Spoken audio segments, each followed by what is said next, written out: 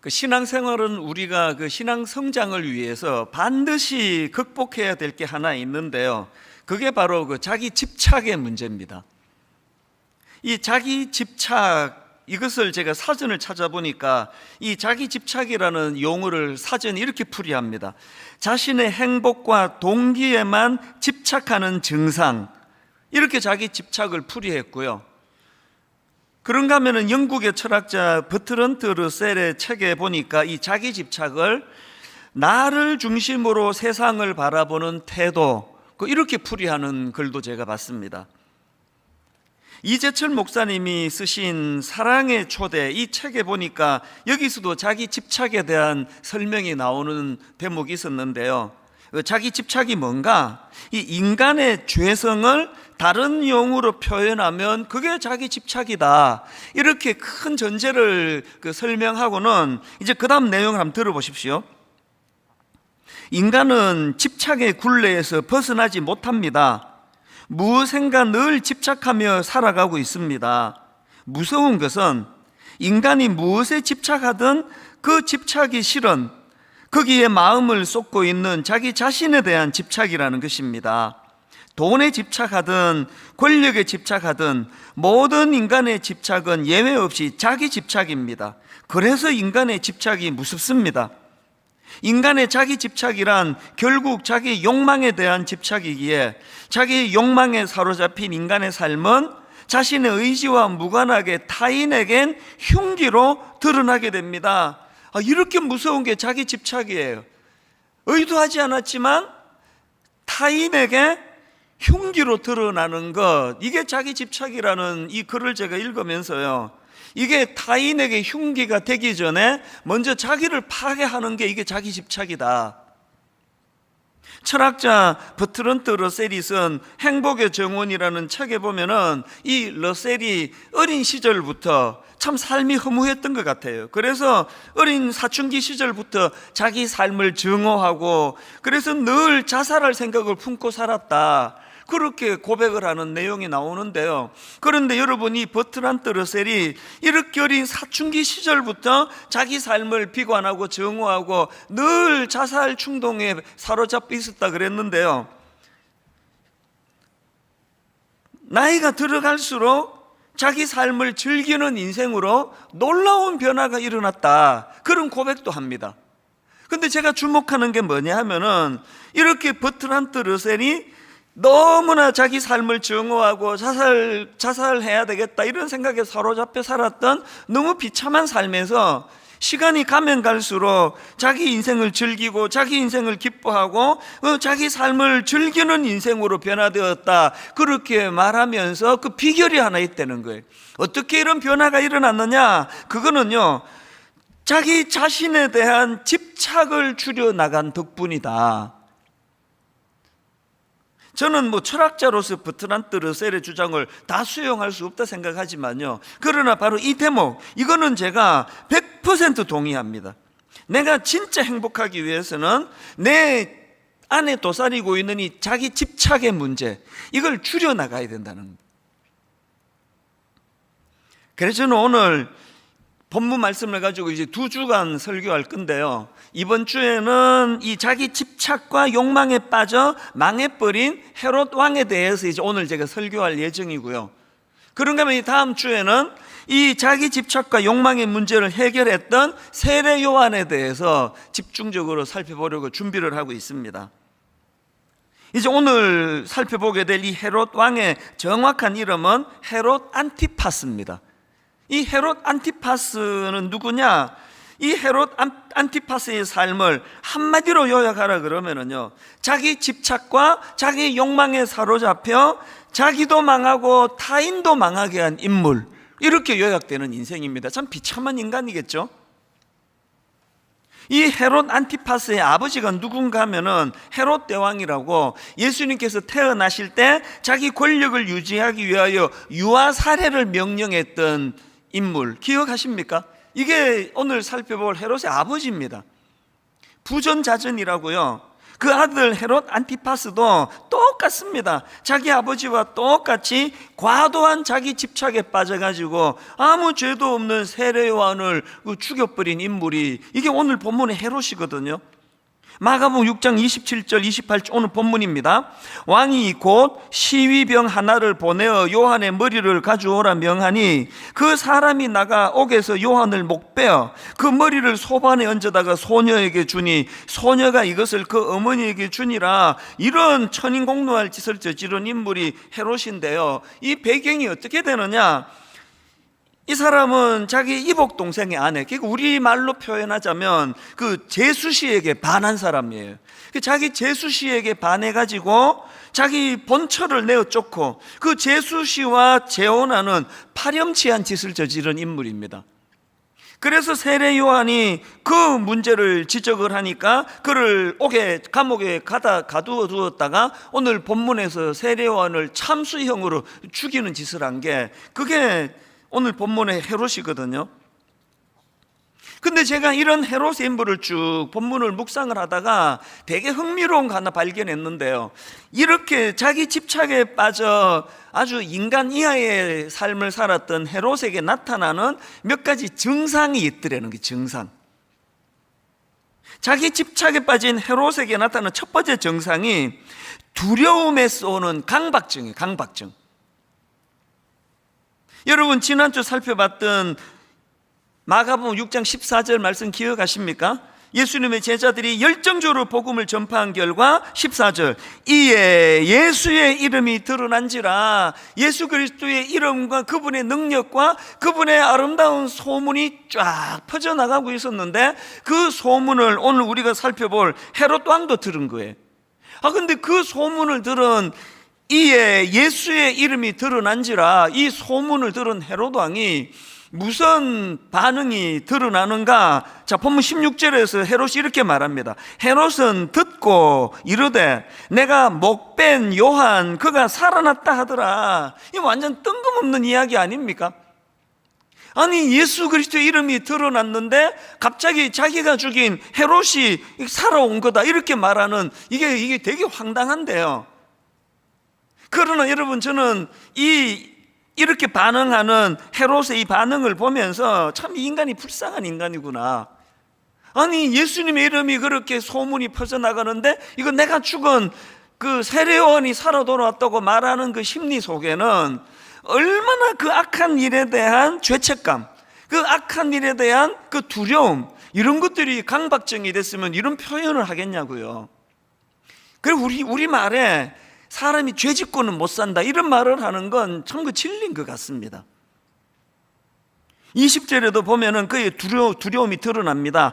헤롯이 요한을 의롭고 거룩한 사람으로 알고 두려워하여. 여러분, 지금 칼자루를 쥐고 있는 건 권력가 헤롯 왕이에요.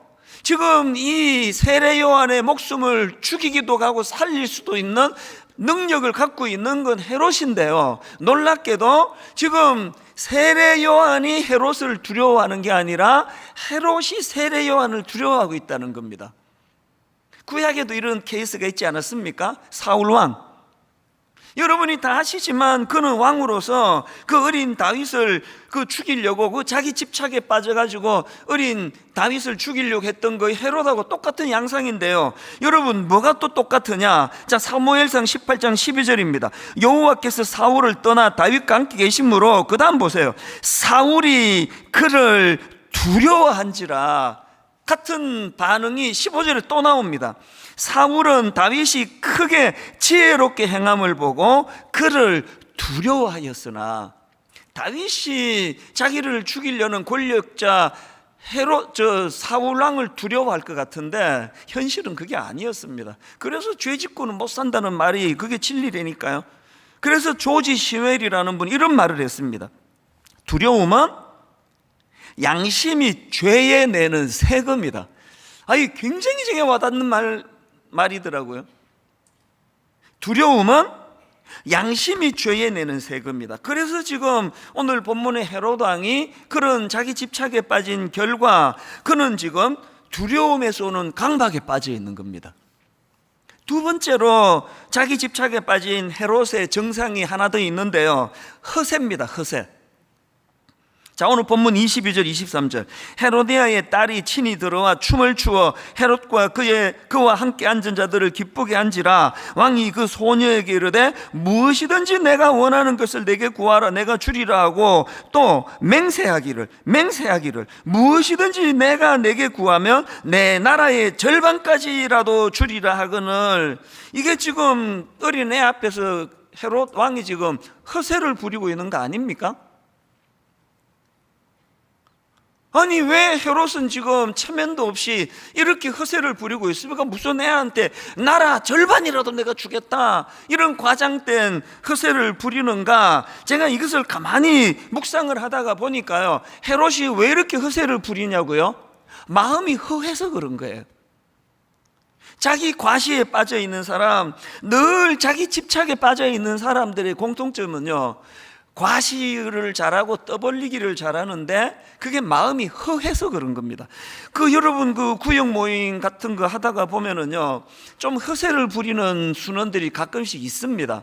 그래서 이제 이 다락방 하다가 보면은 막 엄청 과장도 많이 하고 막 허세를 부리고 그러면요, 여러분 거기다 대놓고 그 김집사 뻥치지 마, 이런 이야기 하시면 큰일 납니다.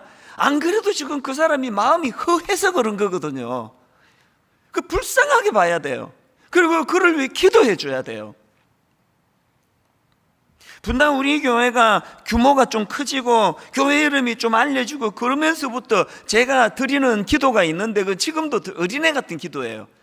저는 하나님 앞에 막 대놓고 이런 표현을 그대로 씁니다. 하나님, 제가 교회 좀 커졌다고 골목대장 노릇하지 않게 해주시기를 원합니다. 이게 좀 웃기지 않습니까? 저 이런 웃긴 기도를 해요. 그러나 진지합니다. 이 교회 좀 크신 이게 무슨 의미라고. 그래서 여러분, 이게 허세를 부리는 목사님들을 보면은요, 하여튼 부목사 데리고 다니는 거 되게 좋아해요. 미국 갔다 오면은 인천공항에 까만 양복 입혀가지고 쫙 줄 세우는 사람들 내가 봤습니다. 그 아름다워 보이지 않아요? 하나님, 제 안에 있는 이 죄성이 이런 허세를 부릴 수 있는 위험이 있기 때문에, 하나님, 제가 이런 허세를 부리지 않기 원합니다. 그러면 허세를 부리지 않기 위해서는 어떻게 해야 된다고요? 자기 집착에서 나와야죠. 자기 집착에 빠지면 이런 허세를 부릴 수밖에 없다는 거 아닙니까? 1만 성도 파송 운동을 준비하면서 29 예비 담임 목사님들한테 여러 번 강조하는 것들이 이겁니다. 1만 성도 파송 운동이 이게 불꽃놀이가 되면은 이 큰일 난다. 그저 큰 교회가 자기 과시하듯이 허세를 부리면서 뻥뻥뻥뻥 날리면 이거는 한국 교회에 죄를 짓는 일이다. 한국 교회에 소음을 유발하는 일이다. 그래서 우리는 이걸 이벤트가 아니라 1만 성도 파송 운동이라 그래요. 운동, 무브먼트. 여러분, 이게 그냥 불꽃놀이가 되지 않도록 기도하셔야 됩니다. 불꽃놀이가 되지 않고 이게 진정한 무브먼트가 되는 거예요. 그래서 29교회로 나누고 끝나는 게 아니라 그게 시작입니다. 29교회 나누는 것을 시작으로 많은 우리 미자립 교회를 섬기고 많은 이웃에 있는 작은 교회들과 연대를 하고 제대로 그런 교회를 섬기는 무브먼트가 시작될 줄 믿으시기를 바랍니다. 이 꿈을 가지고 기도해 주시기 바랍니다. 그러기 위해서 우리가 해야 되는 거, 허세를 버려야 돼요. 지난주 말씀드렸잖아요. 1만 성도 파송 운동을 통해 한국 교회를 살리는 일을 한다, 이런 이야기 하지 마세요. 절대 하지 마세요. 그거 사실 아닙니다. 우리가 무슨 재주로 한국 교회를 살립니까? 그저 겸손하게 하나님이 명하신 일을 겸손히 받들되 허세가 없어야 돼요. 허세가. 그래서 이 무브먼트가 정말 많은 작은 교회를 희망과 용기를 주고 그들을 섬기고 그들을 살리는 이런 놀라운 무브먼트가 되기 위해서는 자기 과시를 줄여야 돼요. 자기 집착을 내려놔야 됩니다. 그런다면은 세 번째로 자기 집착에 빠진 헤롯의 정상이 하나 더 있는데요, 사람만 의식하는 태도예요. 지금 헤롯이 자기 생일을 축하하여 춤추는 그 헤로디아의 어린 딸에게 뭐든지 구해라, 내 나라의 절반까지 주겠다, 이거 허세라 그랬죠. 그랬더니 그 어린애가 자기 엄마하고 상의하더니요, 세례 요한의 목을 달라는 겁니다. 여러분 상식적으로 생각해 보세요. 조금 이게 좀 떠벌리고 과장하면서 허세를 좀 부렸더니 애가 이런 소리를 하면 어떻게 하면 됩니까? 여러분 같으면, 저 같으면 간단해요. 떼기. 왜 조그만 애가 이렇게 그런 못된 말을 해? 그럼 끝나는 거 아닙니까? 그런데 여러분 이 헤롯 왕의 반응을 보세요. 26절. 그 어린애의 말을 막 너무 진지하게 받습니다. 왕이 심히 근심하나 자기가 맹세한 것과 그 안전자들로 인하여 그를 거절할 수 없는지라. 지금 헤롯은요, 표면으로는 그 어린애를 상대하지만 헤롯이 상대하는 거는 그 안전 사람들이에요. 자기에게 집착하고 자기 욕망에 집착하는 사람은 마음이 경직되기 때문에 조금이라도 자기 체면이 손상되는 걸 견딜 수 없어 하는 거예요. 이 어린애가 말도 안 되는 소리를 했을 때 그냥 꿀밤 한 대 주면 되는 걸 주변 사람을 의식하다가 보니까 경직이 되니까 이런 비극적인 일을 저지르는 거 아닙니까? 이게 여러분 헤롯 왕에게만 나타나는 게 아니고 역사에 이런 일들이 드문드문 일어난 거 아는 분 많으실 거라고 생각합니다.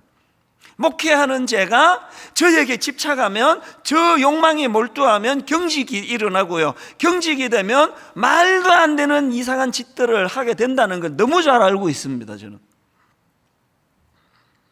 그래서 여러분 마태복음 10장 28절, 몸은 죽여도 영혼은 능히 죽이지 못하는 자들을 두려워하지 말고, 몸은 죽여도 영혼은 능히 죽이지 못하는 자들을 두려워하지 말고 오직 몸과 영혼을 능히 지옥에 멸하시는 자를 두려워하라. 저는요, 이 두 구도의 마태복음 10장 28절 말씀을 보면서 이거 제로섬 게임이다. 이게 무슨 뜻이냐 하면은요, 제가요, 하나님을 너무너무 두려워하는 마음이 커지면 커질수록 사람을 두려워하는 마음이 작아진다는 겁니다. 그래서 제로섬 게임이에요. 제가 사람을 의식하고 사람을 두려워하는 마음이 커지면 커질수록 하나님을 두려워하는 마음이 작아진다는 그 이야기예요. 여러분, 사람을 두려워하고 사람을 의식하지 않는 종이 되려면 그럼 어떻게 하면 됩니까? 자기 집착을 내려놔야 돼요. 자기 욕망을 내려놔야 돼요. 오늘 이 설교를 잘 해서 수많은 사람들에게 내가 설교 잘한다는 칭찬을 들어야 되겠다, 이 욕망으로부터 자유할 수 없습니다. 저는 자유할 수 없기 때문에 하나님 은혜를 구하는 거 아닙니까? 이 자기 집착에 빠진 헤롯의 세 가지 증상, 두려움에서 오는 강박, 날마다 두려운 거, 허세, 그리고 사람만 의식하는 태도, 누가 이것으로부터 자유하겠냐고요. 그러지 세 가지 그 자기 집착에 빠진 헤롯이 보여준 이 증상을 우리가 꼼꼼히 자기를 들여다보면서 그렇게 점검해야 되는데요, 사실은 이 세 가지는요, 표면적으로 드러난 양상이고요, 더 깊은 근원적인, 보다 치명적인 문제를 헤롯이 갖고 있었는데 그 두 가지가 뭐냐? 첫째로요, 헤롯은요, 멈추지 못하는 인생, 그래서 멈추지 못해서 망한 인생입니다. 저는 본문 20절 말씀을 보고 깜짝 놀랐습니다. 예전에 몰랐던 걸 내가 하나 발견했는데요. 자, 20절을 보세요. 헤롯이 요한을 의롭고 거룩한 사람으로 알고 두려워하여 보호하며 또 그의 말을 들을 때에 크게 번민을 하면서도 달갑게 들어밀으라. 완전히 양심이 마비된 사람으로 그렇게 지금 인식하고 있는데, 그럼에도 불구하고 여기 보니까 그 세례 요한이 전하는 그 말씀을 달게 들었대. 달게 받았다는 겁니다. 헤롯 내면에 이 양심의 가책이 작동되고 있는 걸 우리가 알 수 있는 거 아닙니까? 그런데 여러분, 그 세례 요한의 지적을 달게 들을 수 있었던 헤롯이지만 헤롯의 문제가 뭐냐? 그렇게 말씀을 달게 들었다. 이게 20절인데요 바로 그 다음 나오는 21절을 보십시오. 마침 기회가 좋은 날이 왔으니, 이게 무슨 뜻인지 아시겠죠? 세례 요한을 죽일 찬스가 왔다, 그 얘기입니다. 한국교회 성도님들이 두려워해야 되는 지점이 여기에 있다고 생각하거든요. 오늘 여러분 말씀 들으러 오셨잖아요. 헤롯도 그랬다니까요.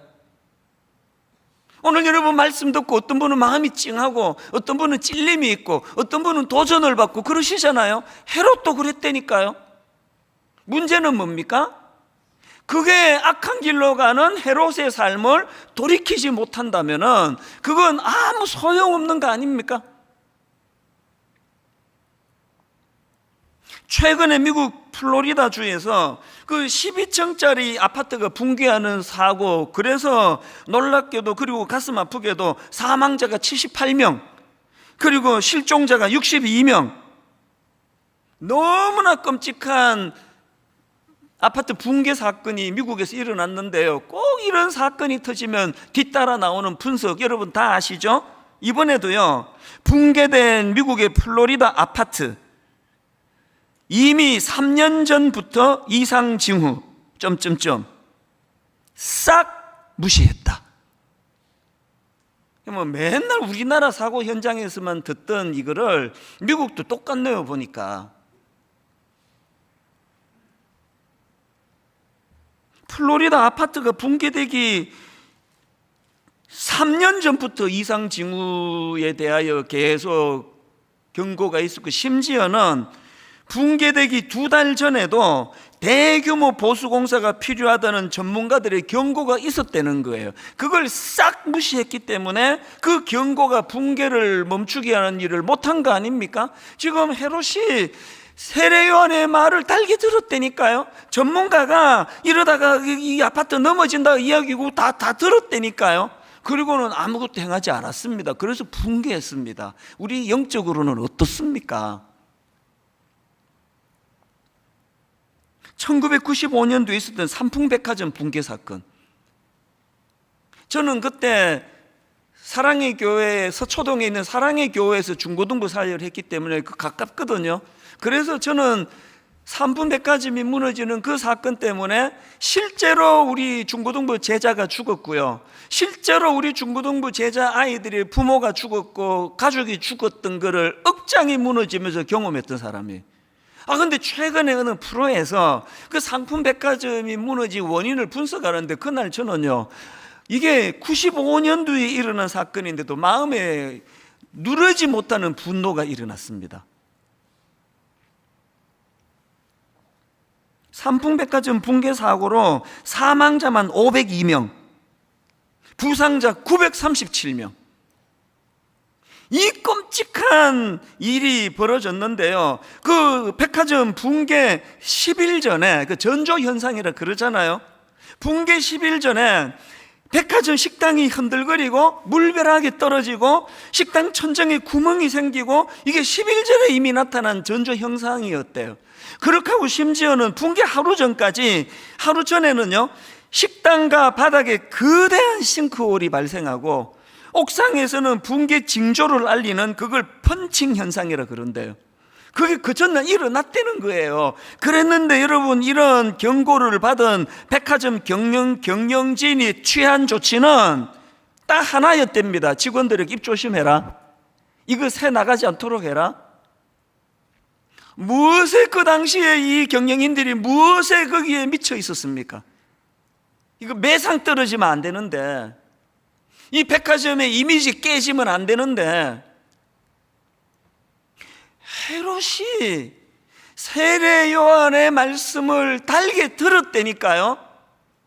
달게 들으면 뭐합니까? 변화가 없는데 바로 그 다음 절에서 죽일 기회가 왔다고 절호의 찬스라고 말하고 있는데, 생각하고 있는데, 그래서 저는 전도서 12장 1절 2절입니다. 전도서 12장 1절, 너는 청년의 때에 너의 창조주를 기억하라. 너는 청년의 때에 너의 창조주를 기억하라. 곧 곤고한 날이 이르기 전에, 나는 아무 낙이 없다고 할 해들이 가깝기 전에, 해와 빛과 달과 별들이 어둡기 전에, 비 뒤에 구름이 다시 일어나기 전에 그리하라. 여러분, 아직 기회 있을 때 하나님을 기억하고 돌이키라는 말씀 아닙니까? 여기까지 오셨잖아요. 가정에서 지금 비록 모니터라고 하는 열악한 상황이지만 말씀을 듣고 계시잖아요. 헤롯도 말씀을 들었다니까요. 달게 들었다니까요.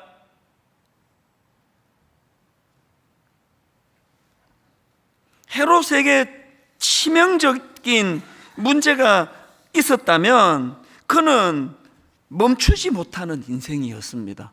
멈출 수 없어서 망한 인생이었습니다. 사랑하는 여러분, 여러분은 안 그랬으면 좋겠습니다. 삼풍백화점 무너지기 하루 전에만 멈췄더라도, 플로리다의 그 아파트가 붕괴돼가지고 그 미국에서 일어난 사건을 우리 한국에서까지 들으면서 가슴 아파하는 일을 막을 수 있었다면 하루 전에라도 멈추었더라면 되는 거 아닙니까? 두 번째로요, 헤롯에게 있어서 치명적인 게 하나 더 있었는데요, 그는 왜 망했나? 말씀이 스며들지 않는 인생이었기 때문이라는 겁니다. 조금 전에, 이게 동전의 양면 같은 이야기인데요, 조금 전에 읽어드렸던 20절 세 번역으로 보십시오. 그것은 헤롯이 요한을 의롭고 성스러운 사람으로 알고 그를 두려워하며 보호해 주었고, 또 그의 말을 들으면 몹시 괴로워하면서도 오히려 달게 들었기 때문이다. 몹시 괴로워했고 그 말을 내게 유익하다 달게 들었지만 왜 변화가 없었나? 이거를요, 청교도 신학자 존 오웬의 말로 설명할 수 있습니다. 유명한 청교도 신학자 존 오웬은요, 죄를 인간 영혼 안에 있는 경향성이다, 이렇게 설명했어요. 이게 뭐냐 하면은요, 죄는 인간 영혼 안에 있는 경향성이다. 제가 이 경향성이라는 단어를 이번에 철학사전을 찾아보니까 이렇게 설명합니다. 경향성, 마음이 어느 한쪽으로 습관적으로 치우친 상태를 말하는데, 이것은 본능이나 관심과도 흡사하다, 이렇게 풀이하는 걸 봤는데, 여러분, 그러니까 존 오웬이 말하는 죄의 경향성이라는 게 뭐냐? 인간의 마음은요, 이미 죄로 기울어진 상태라는 거예요. 그래서 오늘 본문의 헤롯 왕이 아까 그 말씀을 달게 들었고 그 말씀을 들으면서 마음이 몹시 괴로우는 것까지는 갔는데, 이 헤롯의 문제가 뭡니까? 내버려 두면 양심으로, 말씀으로 반응한 쪽보다는 내버려 두면 죄 쪽으로 기우는 이 성향을 방치한 거예요. 그래서 여러분, 그 존 오웬이 강조하는 그 내용이 그 죄 죽이기, 이런 책에서, 이 책은 내가 막 추천하고 다니는 책인데요, 꼭 구해서 읽어보시면 좋을 것 같아요. 이 죄 죽이기라는 존 오웬의 책에서 강조하는 한 대목을 들어보십시오. 이미 구원받은 신자라 할지라도 여전히 잔존하는 죄의 경향성이 있기 때문에, 이미 구원받은 신자라 할지라도 여전히 잔존하는 죄의 경향성이 있기 때문에 온전한 하나님의 형상으로 새로워지기까지 어떻게 해야 되느냐? 끊임없이 죄와의 투쟁이 필요하다는 겁니다. 헤롯의 문제를 아시겠습니까? 오늘 여러분, 많은 여러분, 오늘 이 자리에 완전 성도님 중에 사실 대부분의 여러분이 지금 방심하고 있는 문제를 아시겠습니까? 가슴 뜨끔한 걸로는 안 됩니다. 이 죄의 경향성 때문에, 요렇게하고 좀 지나면 다시 죄 쪽으로 기울기 때문에, 구원받은 우리라 할지라도 죄의 경향성이 있기 때문에 온전한 하나님의 형상으로 새로워지기까지 끊임없이 죄와의 투쟁이 필요하다는 겁니다. 지난주부터 전 교회적으로 금식 기도를 지금 선포하고 있는 중인데요, 이 중에 어떤 분은 너무 바쁘다 보니까 참 이 금식을 하라고 했는데 깜빡했네. 괜찮습니다. 오늘부터 하시면 돼요. 그리고 이번 주말까지지만 여러분 한 주도 하시면 됩니다. 제가 왜 1만 성도 파송 운동을 앞두고 금식을 선포했겠습니까? 그리고 왜 전 우리 교역자들에게 몇 주 전서부터 이미 금식을 선포하면서 달려가겠습니까? 그건요, 저를 위해서고 교역자들을 위해서고 성도들을 위해서 필수기 때문에 그렇습니다. 제가 이런 무서운 상상을 해봐요. 사단이 지금 뭐 우는 사자와 같이 지금 이거를 방해하려고 지금 발악을 하고 있을 텐데, 지난주 알렉산더 얘기해 드렸잖아요. 그가 백전백승할 수 있는 거는 타겟을 너무 잘 알았기 때문에, 어느 적장을 무너뜨리면 이 군사들이 와해가 되는 걸 너무 잘 알아서 그는 가는 전쟁마다 승리했다 그러는데, 사단은요 알렉산더보다 더 전략가예요. 지금 사단이 저를 무너뜨리려고 뭐 말로 다 할 수 없이 발악을 할 거 아니냐고요. 제가 이런 끔찍한 상상을 해봐요. 제가 어느 여성도에게 제가 무슨 입에 담기도 싫은데요, 내가 무슨 성추행을 했다, 혹은 뭐 불륜을 저질렀다, 그러면 끝나는 거 아닙니까? 실감이 안 나세요? 제가 지금 한 교회 돈을 뭐 한 1억을 제가 해먹었다, 그래서 내가 감옥 갔다, 그러면 일만서도 파수도 끝나는 거 아닙니까? 그래서 제가 더 두려운 거예요. 여러분, 저는요 목회 31년 차예요. 이제는요 목회의 기능을 위해서라면 이제 새벽 예배를 일찍 안 일어나도 돼요. 근데 지금요 30몇 명이 모여 예배 드리던 개척할 때보다 지금 새벽을 2배, 3배 지금 길게 가집니다. 새벽에 제가 3시간, 4시간 시간을 가지거든요. 왜 그럴까요? 두려워서 그래요.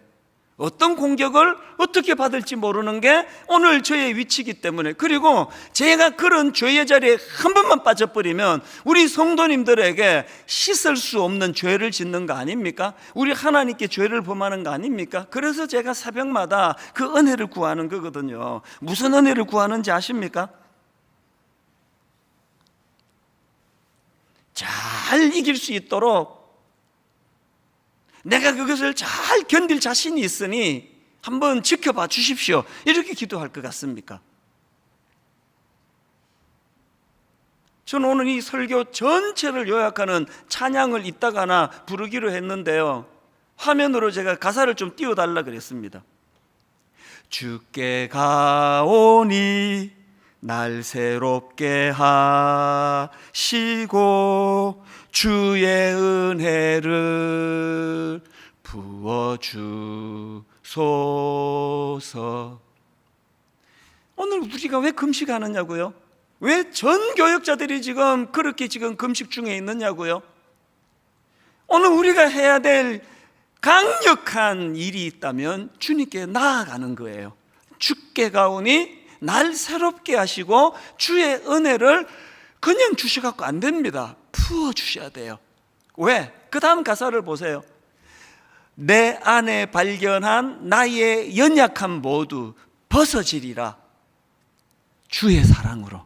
언제 이런 일이 가능하다고요? 주님 앞으로 나아갈 때에, 그의 은혜를 구할 때에. 여러분, 그 다음 가사 예전에 제가 한번 설교하면서 이 설명을 드렸던 기억을 하시는지 모르겠는데요, 주 사랑 나를 붙드시고 주 곁에 날 이끄소서. 그 다음 가사를 기억하실 겁니다. 독수리 날개쳐 올라가듯. 이거를요 성경 원어로 이것을 제가 설명해 드렸거든요.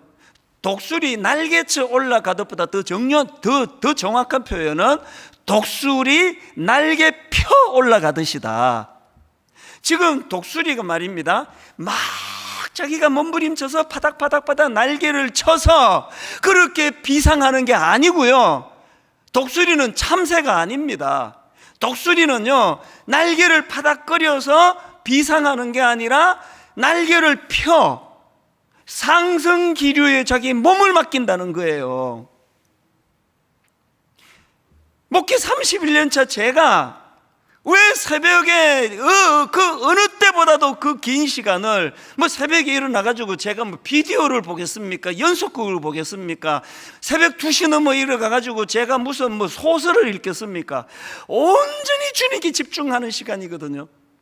왜 그렇게 할까요?